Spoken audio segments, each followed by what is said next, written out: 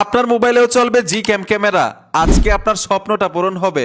আপনি কি জানেন জি ক্যাম ক্যামেরা দিয়ে ছবি তুললেই সেই ছবিটা অটোমেটিক এডিটিং হয়ে যায়? তার প্রমাণ দেখুন। এই ছবিগুলো যে দেখবে সেই ভাববে না জানি কত লক্ষ টাকা দামের ক্যামেরা দিয়ে এই ছবিগুলো তোলা হয়েছে। জি ক্যামের প্রধান সমস্যাটা হচ্ছে অনেকের মোবাইলে সাপোর্ট দেয় না। আজকের ভিডিওটা দেখেন ভাই, প্রত্যেকের মোবাইলে জি ক্যাম ক্যামেরাটা সাপোর্ট দিবে এবং জি ক্যাম ক্যামেরা দিয়ে আপনিও ছবি তুলতে পারবেন। জি ক্যাম ক্যামেরাটা আপনার মোবাইলে সেট আপ দেওয়ার জন্য ছোট্ট একটা অ্যাপ্লিকেশন লাগবে। আপনারা গুগল প্লে স্টোরে চলে আসবেন, সার্চ বক্সে লিখতে হবে XML config file. XML config file লিখে দেওয়ার সাথে সাথেই কাঙ্ক্ষিত অ্যাপ্লিকেশনটা চলে আসবে। লোগোটা দেখুন, এই লোগোটা দেখে এইখান থেকে অ্যাপ্লিকেশনটা ইনস্টল করে নেবেন। আমি ইনস্টল করে রেখেছি।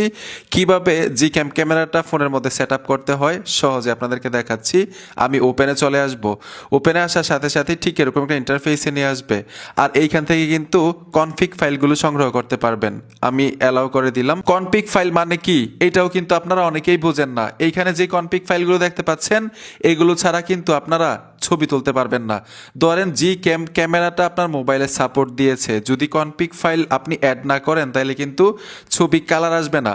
যেমন এইখানে যদি আমি একটা কনফিগ ফাইলের উপর টাচ করে দেই, এই যে দেখুন, যদি এই কনফিগ ফাইলটা আপনার জি ক্যামেরার মধ্যে সেট করা থাকে, অ্যাড করা থাকে, আপনি ওই জি ক্যামেরাটা দিয়ে ছবি তুললেই ঠিক এরকম একটা কালার হয়ে যাবে, অটোমেটিক এডিট হয়ে যাবে। এর জন্য কনফিগ ফাইলগুলো খুবই গুরুত্বপূর্ণ।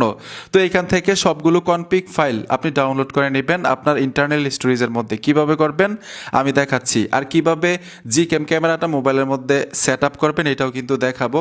আগে কনফিগ ফাইলগুলো আমি ডাউনলোড করে নিচ্ছি। প্রত্যেকটা একইভাবে ডাউনলোড করবেন। কনফিগ ফাইলটার উপর টাচ করে দিবেন, ডাউনলোডে ট্যাপ দিবেন। এই যে দেখুন ডাউনলোড হচ্ছে। এই যে দেখুন download complete, your phone storage download folder, মানে ডাউনলোড ফোল্ডারের মধ্যে এই কনফিগ ফাইলগুলো থাকবে। ঠিক একইভাবে প্রত্যেকটা কনফিগ ফাইল আপনি ডাউনলোড করবেন। এখন অ্যাপ্লিকেশনটা ফোনের মধ্যে ইনস্টল করার জন্য উপরে দেখুন তিনটা লাইন অপশন আছে, এখানে ট্যাপ দিবেন। জয়েন অর টেলিগ্রাম লেখা আছে, অবশ্যই টেলিগ্রাম অ্যাকাউন্ট থাকতে হবে আপনার মোবাইলের মধ্যে। জয়েন অর টেলিগ্রামে ট্যাপ দিবেন। এইখানে দেখুন অনেকগুলো ভার্সন চলে আসছে। ভার্সন 17 পর্যন্ত এখানে আছে, 18 পর্যন্ত আছে। মানে হচ্ছে এখানে দেখুন লেখা আছে LMC নিউ ক্যামেরা, তারপরে এখানে লেখা আছে LMC ক্যামেরা 15, এইখানে লেখা আছে LMC ক্যামেরা R17।